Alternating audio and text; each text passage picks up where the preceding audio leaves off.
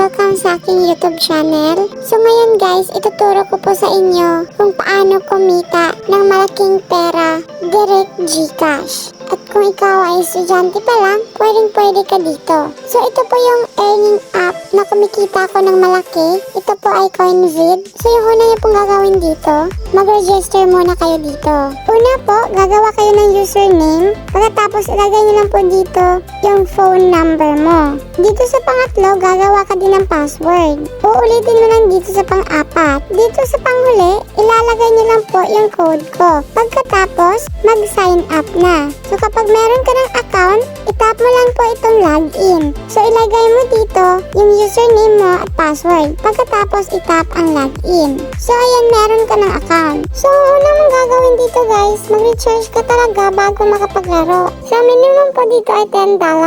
In Philippine peso, 500 plus. At kailangan mo ng wallet. Pwedeng Binance o kahit anong wallet. Basta meron kang TRC20. So ganito po mag-recharge. Itap po itong deposit. Itap itong TRC20. So makikita natin dito meron currency. So okay na po yung USDT.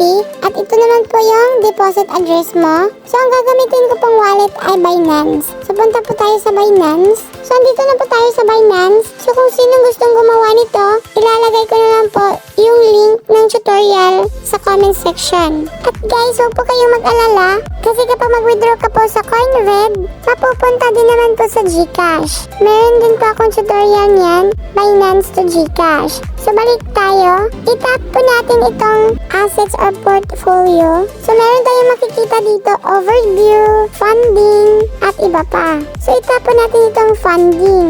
So kunyari meron po tayong balance dito, $11.